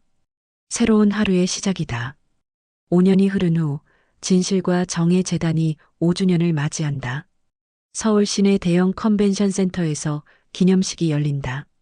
무대에 오른 정의가 마이크를 잡는다. 5년 전 남편이 남긴 한 개의 가방에서 시작된 작은 용기가 오늘 이 자리까지 이르게 됐습니다. 객석에는 재단의 도움을 받은 수백 명의 사람들과 그 가족들이 앉아 있다. 지난 5년간 우리가 해결한 사건은 총 1200건, 도움을 받은 분들은 3000명이 넘습니다. 박수가 터진다. 하지만 숫자보다 중요한 것은 여러분 한 분 한 분이 다시 웃을 수 있게 됐다는 것입니다. 무대에 김미영이 올라온다. 재단의 첫 번째 성공 사례였던 그녀는 이제 재단의 상담팀장으로 일하고 있다. 5년 전 저는 절망의 끝에 서 있었습니다. 남편을 잃고 아이들과 함께 길거리에 나앉을 뻔했죠. 그녀의 목소리가 떨린다. 하지만 윤정희 이사장님과 재단 식구들이 저를 일으켜 세워주셨습니다. 그리고 이제 저도 다른 사람들을 돕는 일을 하고 있습니다. 진실과 정의 재단은 단순히 문제를 해결해주는 곳이 아닙니다. 희망을 되찾아주는 곳입니다. 객석에서 기립박수가 이어진다. 기념식의 하이라이트로 예슬이가 발레 공연을 선보인다. 이제 14세가 된 예슬이는 이미 프로급 실력을 갖췄다. 음악이 흐르고 예슬이가 무대에 나타난다. 백조의 호수 중 한 장면을 춘다. 정희와 도훈이 객석에서 자랑스럽게 바라본다. 우리 딸이 정말 많이 컸네. 도훈이 감격한다. 그래, 이제 자기 꿈을 찾아가고 있어. 공연이 끝나고 예슬이가 마이크를 잡는다. 안녕하세요, 윤예슬입니다. 저는 발레리나가 되는 것이 꿈이지만 동시에 엄마 아빠처럼 사람들을 돕는 일도 하고 싶어요. 오늘 이 공연을 통해 얻은 수익금은 모두 재단에 기부하겠습니다. 객석이 다시 한번 기립박수로 화답한다. 기념식 후 뒤풀이에서 박소영이 특별한 발표를 한다. 사실 여러분께 말씀드릴 게 있어요. 모든 사람들이 주목한다. 저에게 암이 발견됐어요. 췌장암 2기입니다. 충격적인 소식에 모두가 놀란다. 하지만 걱정하지 마세요. 조기에 발견해서 완치 가능성이 높아요. 그리고 무엇보다 박소영이 정의를 바라본다. 제가 이 재단에서 보낸 5년이 제 인생에서 가장 의미 있는 시간이었어요. 설령 시간이 얼마 남지 않더라도 후회는 없어요. 정의가 박소영을 껴안는다. 언니, 꼭 이겨내세요. 우리가 함께 할 일이 아직 많아요. 그럼요. 도훈 씨도 이겨냈는데 저라고 못 이길까요? 며칠 후 도훈이 정희에게 새로운 제안을 한다. 정희야, 나 정치에 관심이 생겼어. 정치? 응. 우리가 지금까지 개별 사건들을 해결해왔지만 근본적인 변화를 위해서는 제도부터 바꿔야 할 것 같아. 정희가 고민에 빠진다. 하지만 정치는 너무 복잡하고 더러운 세계잖아. 그래서 더욱 우리 같은 사람이 필요한 거 아닐까? 실제 현장을 아는 사람이. 생각해 볼게. 그날 저녁 가족 회의를 연다. 예슬아, 아빠가 정치를 하고 싶다는데 어떻게 생각해? 예슬이가 진지하게 답한다. 아빠가 정말 하고 싶은 일이라면 해야죠. 우리가 항상 응원할게요. 하지만 힘들 수도 있어. 괜찮아요. 우리는 이미 더 힘든 일도 이겨냈잖아요. 도훈이 감동한다. 우리 딸이 언제 이렇게 철이 들었지? 아빠 엄마를 보고 배웠죠. 정희가 결심한다. 좋아, 해봐. 우리가 함께 할게. 도훈이 가족을 껴안는다. 고마워. 정말 고마워. 5년 전 절망의 끝에서 시작된 이들의 여정이 이제 새로운 단계로 접어들고 있었다. 도훈이 여러 시민단체 대표들과 만나고 있다. 그가 정치 입문을 선언한 후 많은 관심이 쏠리고 있다. 강도훈 씨, 정말 출마하실 건가요? 네. 더 근본적인 변화를 만들어 보고 싶어요. 하지만 정치는 현실과 이상이 다른 곳이에요. 도훈이 진지하게 답한다. 그렇기 때문에 더욱 필요한 것 같아요. 실제 피해자들의 목소리를 대변할 수 있는 사람이. 어떤 공약을 준비하고 계신가요? 부정부패 척결, 서민보호정책, 그리고 무엇보다 진실규명을 위한 제도적 장치 마련입니다. 시민단체 대표들이 고개를 끄덕인다. 집에서 정희가 도훈에게 솔직한 마음을 털어놓는다. 도훈아, 정말 괜찮을까? 정치판은 우리가 상대했던 것보다 훨씬 복잡할 거야. 알아. 하지만 피할 수만은 없잖아. 만약 낙선하면? 그럼 다시 재단 일을 하면 되지. 어차피 우리가 하던 일의 연장선이야. 정희가 남편의 손을 잡는다. 나는 어떻게 해야 할까? 재단은 내가 계속 이끌어줘. 그게 가장 좋을 것 같아. 혼자서? 혼자가 아니야. 박소영도 있고, 김미영도 있고, 그리고 무엇보다 내가 가장 잘하는 일이잖아. 몇 달 후 본격적인 선거 운동이 시작된다. 도은의 선거 사무소에 많은 자원봉사자들이 몰려든다. 재단에서 도움을 받았던 사람들, 시민단체 활동가들, 그리고 뜻을 같이 하는 시민들이다. 강도훈, 강도훈, 구호가 울려 퍼진다. 정의와 예슬이도 선거 운동에 참여한다. 아빠 파이팅! 예슬이가 피켓을 들고 있다. 우리 딸이 최고의 선거 운동원이네. 도훈이 웃는다. 하지만 선거는 쉽지 않다. 기존 정치권의 견제와 흑색 선전이 시작된다. 선거 운동 중간에 도훈에 대한 흑색 선전이 퍼진다. 강도훈, 과거 회사 돈 횡령 의혹, 진실과 정의 재단, 정치적 목적으로 이용했나? 터무니없는 내용들이지만 여론에 영향을 미친다. 정의가 분노한다. 이런 더러운 짓까지. 진정해, 정의야. 이미 예상했던 일이야. 도훈이 기자회견을 연다. 저에 대한 흑색 선전들은 모두 거짓입니다. 모든 자료를 공개하겠습니다. 그는 실제로 재단의 모든 회계 자료와 자신의 재산 내역을 공개한다. 정치는 이런 식으로 하는 게 아닙니다. 정책으로 승부해야 합니다. 선거 막판에 예슬이가 아버지를 위한 응원 연설을 한다. 안녕하세요. 저는 강도훈 후보의 딸 윤예슬입니다. 집회장이 조용해진다. 제 아빠는 5년 전 죽을 뻔했어요. 나쁜 사람들 때문에요. 하지만 포기하지 않고 진실을 밝혔어요. 그리고 많은 사람들을 도왔어요. 이제 아빠가 더 많은 사람들을 도와주고 싶어 해요. 여러분, 우리 아빠에게 기회를 주세요. 14세 소녀의 진솔한 연설에 많은 사람들이 감동한다. 선거일 밤 개표 방송을 지켜보는 도훈의 가족과 지지자들. 현재 개표율 30%, 강도훈 후보 2위로. 아직 초반이니까 기다려보자. 정의가 남편을 위로한다. 시간이 흐를수록 격차는 좁혀진다. 개표율 70%, 강도훈 후보 1위로 역전. 사무소가 환호성으로 가득 찬다. 개표율 90%, 강도훈 후보 당선 확실. 정의가 도훈을 껴안는다. 축하해. 정말 해냈네. 예슬이도 아빠에게 달려간다. 아빠, 국회의원 됐어요. 도훈이 눈물을 흘린다. 고마워, 정말 고마워. 이제 더 열심히 해야겠다. 당선 소감을 묻는 기자들에게 도훈이 답한다. 저를 믿고 뽑아주신 분들께 감사드립니다. 약속드린 대로 서민을 위한 정치, 정의로운 정치를 하겠습니다. 당선 후 6개월 도훈이 국회에서 첫 질의에 나선다. 주제는 부정부패 척결 법안이다. 정부는 부정부패 척결을 위한 특별법 제정 계획이 있습니까? 장관이 어정쩡하게 답한다. 현재 검토 중입니다. 검토만 3년째 하고 계신데 언제까지 검토하실 건가요? 국정감사장이 웃음바다가 된다. 현실적으로 많은 이해관계가 얽혀 있어서 도훈이 단호하게 말한다. 이해관계보다 국민의 생명과 재산이 더 중요하지 않습니까? 그는 준비해온 자료를 제시한다. 지난 10년간 부정부패로 인한 피해액이 100조 원을 넘어섰습니다. 더 이상 미룰 수 없습니다. 한편 정의는 재단을 더욱 발전시키고 있다. 이제 전국 15개 지부와 100명의 직원을 둔 큰 조직이 됐다. 이사장님, 이번에 해외에서도 벤치마킹 요청이 들어왔어요. 직원이 보고한다. 어느 나라에서요? 태국과 필리핀에서요. 그쪽도 비슷한 문제들이 많다고 해요. 정의가 고민한다.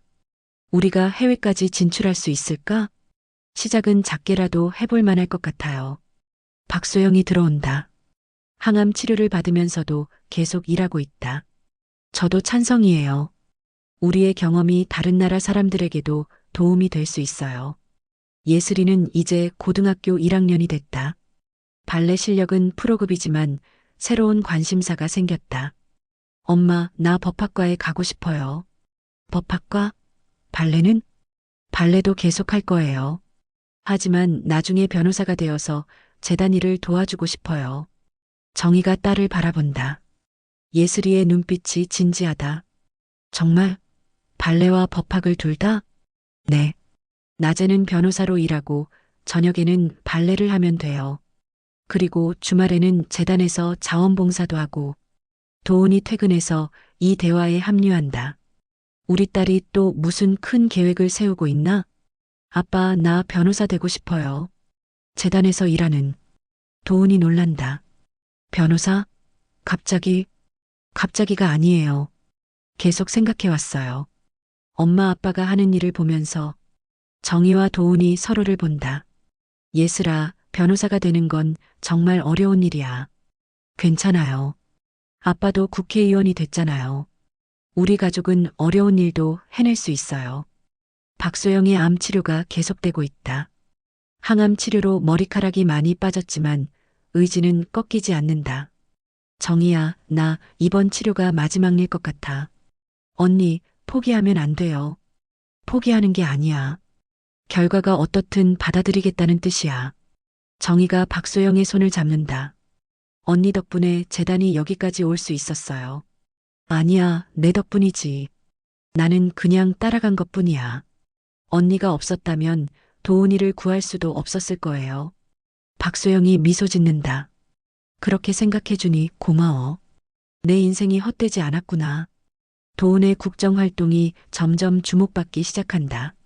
부정부패 척결법안이 국회를 통과하고 서민보호 정책들도 하나씩 실현되고 있다. 강도훈 의원의 법안이 또 통과됐습니다. 뉴스에서 보도한다. 이번에는 산업재해 피해자 보호법입니다. 정희가 뉴스를 보며 뿌듯해한다. 정말 대단해. 정치를 해서 더 많은 사람을 도우고 있네. 도훈이 피곤한 표정으로 집에 온다. 오늘도 밤늦게까지 회의였어? 응. 하지만 보람 있어. 정말로 변화가 보이거든. 무리하지는 마. 건강이 제일 중요해. 알아. 그런데 정희야. 왜? 나 다음 선거에도 출마하려고 해. 이제 막 시작인 것 같아. 정희가 남편을 안아준다. 당신이 하고 싶은 일이라면 언제든지 지지할게. 그날 저녁 온 가족이 함께 식사를 한다. 오랜만에 세 명이 모두 모인 자리다. 예슬아, 학교는 어때? 좋아요. 친구들이 아빠가 국회의원이라고 신기해해요. 너 때문에 불편하지는 않지? 아니에요. 오히려 자랑스러워요. 도훈이 딸을 바라보며 미소 짓는다. 우리 딸이 정말 의젓해졌다. 엄마 아빠를 보고 배웠죠. 정희가 두 사람을 바라본다. 우리가 정말 행복한 가정을 만들어가고 있구나. 맞아. 5년 전에는 상상도 못했던 일이야. 예슬이가 갑자기 말한다. 엄마 아빠, 그때 그 검은 가방 아직 있어요? 응, 왜? 나중에 내가 물려받고 싶어요. 왜? 그 가방이 우리 가족의 시작이잖아요. 그리고 포기하지 않는다는 의미도 담겨 있고, 정희와 도훈이 감동한다. 그래, 나중에 내가 가져가렴. 고마워요. 창밖으로 저녁 노을이 지고 있다. 평화롭고 따뜻한 가정의 모습이다. 박소영의 상태가 급격히 악화된다. 정희가 병원으로 달려간다. 언니. 박소영이 힘겹게 미소 짓는다. 정희야. 왔구나. 언니 괜찮아요? 이제 정말 마지막인 것 같아. 정희의 눈에 눈물이 고인다. 언니, 그런 말 하지 마세요. 정희야, 고마웠어. 정말로. 박소영이 정희의 손을 잡는다. 언니 덕분에 여기까지 올 수 있었어요. 아니야. 내가 더 고마워. 10년간 혼자 견뎌왔던 일을 너와 함께 해결할 수 있어서. 박소영이 침대 옆 서랍에서 봉투를 꺼낸다. 이거 받아줘. 뭔데요? 내가 10년간 모은 자료들이야. 아직 해결하지 못한 사건들. 정희가 봉투를 받는다. 이거 혼자 다 조사한 거예요? 응. 언젠가 누군가는 해줄 거라고 믿었어. 언니. 그리고 한 가지 더. 박소영이 또 다른 봉투를 건넨다. 이건 내 전 재산이야. 재단에 기부할 거야. 언니, 이런 건 받을 수 없어요. 받아. 내가 못다한 일을 너희가 계속해줘. 박소영이 창밖을 바라본다. 정희야, 나 후회 없어. 정말요? 응. 5년 전에 너를 만나서 정말 의미 있는 일을 할 수 있었어. 저도 언니를 만나서 행운이었어요. 예슬이한테 안부 전해줘. 꿈 포기하지 말라고. 네. 그리고 도훈 씨한테도 정치 열심히 하라고. 박소영의 목소리가 점점 작아진다. 언니, 조금만 더 힘내세요. 정희야, 사랑해. 그 말을 마지막으로 박소영이 조용히 눈을 감는다. 3일 후 박소영의 장례식이 열린다. 재단 직원들과 도움을 받았던 많은 사람들이 조문을 온다. 정희가 추도사를 한다. 박소영 이사님은 정의를 위해 평생을 바친 분입니다. 10년간 혼자서 진실을 찾아 헤매다가 우리와 함께 많은 사람들을 도왔습니다. 그분의 뜻을 이어받아 우리는 계속 나아가겠습니다. 도훈과 예슬이도 눈물을 흘린다. 장례식 후 정희가 박소영이 남긴 자료들을 정리한다. 이렇게 많은 사건들을 아직 해결되지 않은 50여 건의 사건 자료들이다. 언니 약속할게. 이 모든 사건들을 해결할게. 박소영의 죽음 후 재단 전체가 새로운 각오를 다진다. 박소영 이사님을 기리는 의미에서 더욱 열심히 일합시다. 정희가 직원들에게 말한다. 네. 김미영이 말한다. 이사장님, 제가 박소영 이사님 역할을 이어받겠습니다. 미영아, 저도 이 일의 소중함을 알고 있어요. 최선을 다하겠습니다. 다른 직원들도 하나둘 의지를 표명한다. 저희도 더 열심히 하겠습니다. 정희가 감동한다. 고마워요, 모두들. 박소영 언니가 보고 계실 거예요. 그날 밤 집에서 정희가 박소영의 유언장을 읽는다. 정희에게 너와 함께한 5년이 내 인생에서 가장 행복한 시간이었다. 포기하지 말고 끝까지 해달라. 그리고 예슬이가 훌륭한 사람으로 자라나기를 바란다. 정희가 눈물을 흘린다. 도훈이 옆에서 위로한다. 언니가 정말 훌륭한 분이었어. 응. 그래서 더 열심히 해야겠어. 예슬이가 들어온다. 엄마, 박소영 이모 많이 그리워요? 응, 많이 그리워. 그럼 이모를 위해서 더 열심히 하면 되죠? 정희가 딸을 안아준다. 맞아. 우리 모두 더 열심히 하자. 창밖으로 별이 반짝인다. 박소영이 하늘에서 지켜보고 있는 것 같다. 2034년 진실과 정의 재단이 10주년을 맞이한다. 이제 전국 30개 지부와 해외 5개국에 분사무소를 둔 국제적 조직이 됐다. 기념식장에는 수천 명의 사람들이 모였다. 정희는 49세가 되었지만 여전히 열정적이다. 10년 전 한 개의 가방에서 시작된 작은 용기가 오늘 이 자리를 만들었습니다. 박수가 터진다. 지난 10년간 우리가 해결한 사건은 총 5천 건, 도움을 받은 분들은 2만 명이 넘습니다. 하지만 숫자보다 중요한 것은 포기하지 않으면 반드시 길이 열린다는 것을 증명했다는 점입니다. 기념식의 특별 순서로 예슬이의 변호사 선서식이 열린다. 24세가 된 예슬이는 사법고시에 합격해 변호사가 됐다. 저 윤예슬은 국민의 기본권 보장과 사회정의 실현에 이바지할 것을 엄숙히 선서합니다. 정희와 도훈이 자랑스럽게 지켜본다. 우리 딸이 정말 꿈을 이뤘네. 도훈이 감격한다. 그래, 발레와 법학을 모두 포기하지 않았어. 예슬이는 실제로 대학 시절 발레와 법학을 병행했다. 낮에는 법대 수업을 듣고 저녁에는 발레단에서 활동했다. 선서 후 예슬이가 마이크를 잡는다. 저는 진실과 정의 재단의 상근 변호사로 일하겠습니다. 엄마 아빠가 시작한 이 일을 이어가겠습니다. 도훈은 이제 3선 국회의원이 되어 정치적 영향력이 커졌다. 그가 발의한 법안들 중 상당수가 통과되어 실제 변화를 만들어내고 있다. 부정부패 척결법, 산업재해 피해자 보호법, 진실규명위원회 설치법 등이 그의 대표 업적이다. 기념식에서 도훈이 축사를 한다. 개인의 정의에서 시작된 움직임이 이제 사회 전체의 변화로 이어지고 있습니다. 정치와 시민사회가 함께 만들어낸 성과입니다. 앞으로도 계속 협력해 나가겠습니다. 기념식에는 해외 분사무소 대표들도 참석했다. 태국, 필리핀, 베트남, 인도네시아, 캄보디아에서 온 사람들이다. 태국 대표가 발언한다. 진실과 정의 재단의 모델이 우리나라에도 큰 변화를 만들었습니다.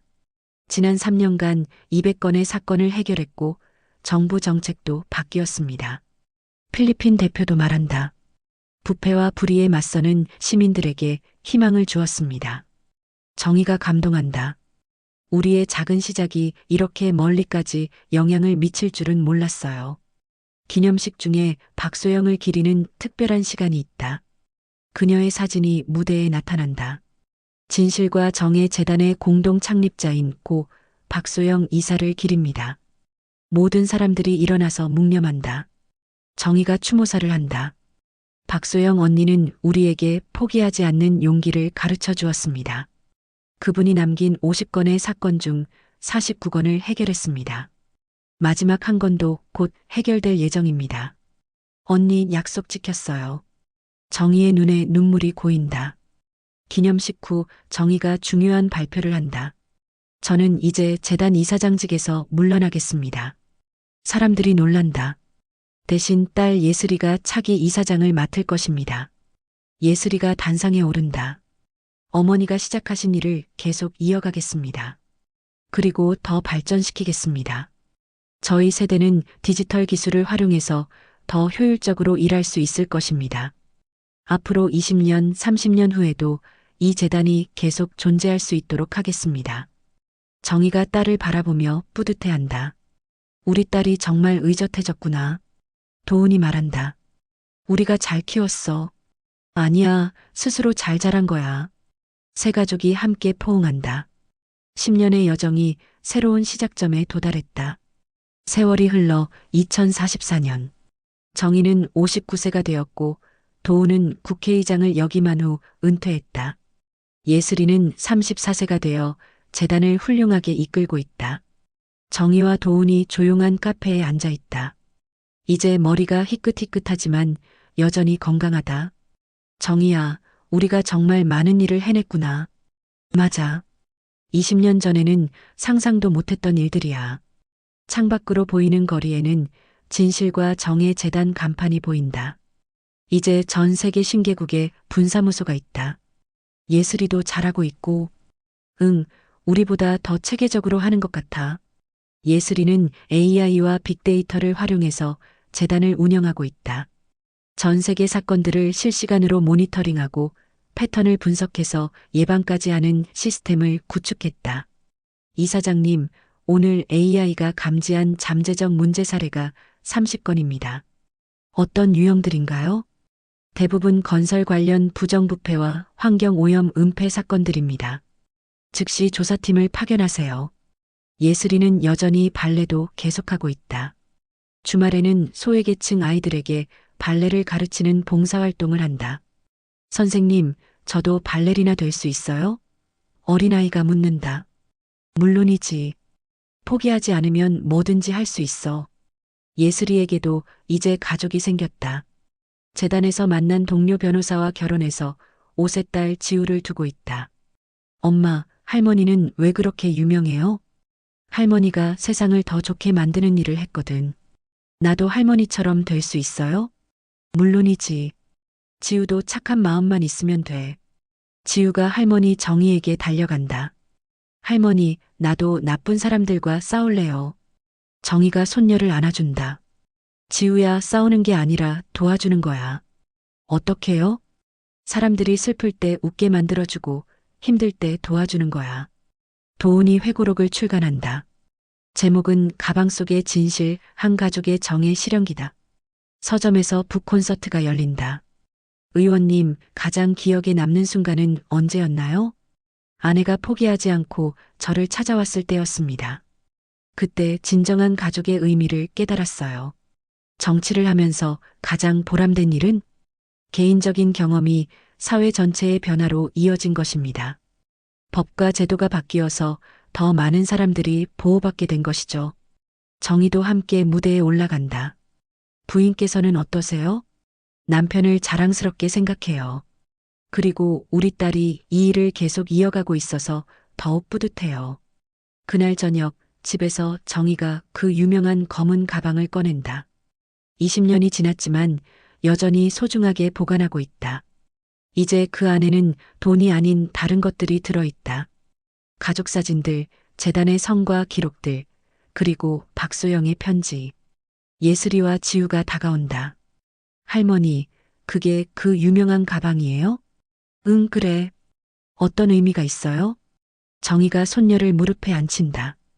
이 가방은 사랑의 상징이야. 할아버지가 할머니와 엄마를 위해 마지막 힘을 다해준 선물이거든. 그리고 포기하지 않는 용기의 상징이기도 해. 지우가 가방을 만져본다. 나도 나중에 이런 가방을 가질 수 있어요? 지우에게는 더 좋은 것을 만들어줄게. 사랑과 정의로 가득한 세상을. 해질 무렵 정의와 도훈이 공원을 산책한다. 손을 잡고 천천히 걷는 모습이 평화롭다. 정의야, 우리 인생이 정말 의미 있었던 것 같아. 맞아.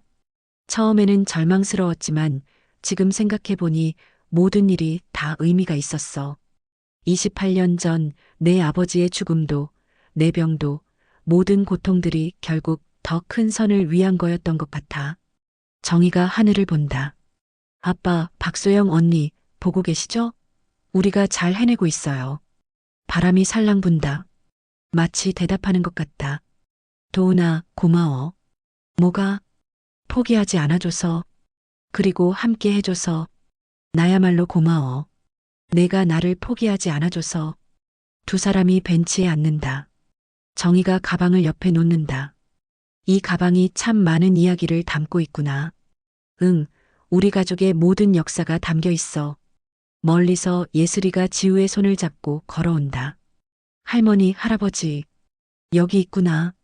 지우가 달려와서 할머니 무릎에 앉는다. 할머니, 저 별 보여요. 정희가 하늘을 본다. 별이 하나 유독 밝게 빛나고 있다. 응, 예쁘다. 저 별이 할아버지의 아버지와 박소영 이모가 있는 곳이에요? 그럴 거야. 그럼 저희를 지켜보고 계시는 거예요? 당연하지. 그리고 지우가 착하게 자라는 걸 보시고 흐뭇해 하실 거야. 사람들은 묻는다. 행복이 무엇이냐고. 나는 이제 안다. 행복은 포기하지 않는 것이다. 사랑하는 사람을 위해, 정의로운 세상을 위해 끝까지 포기하지 않는 것.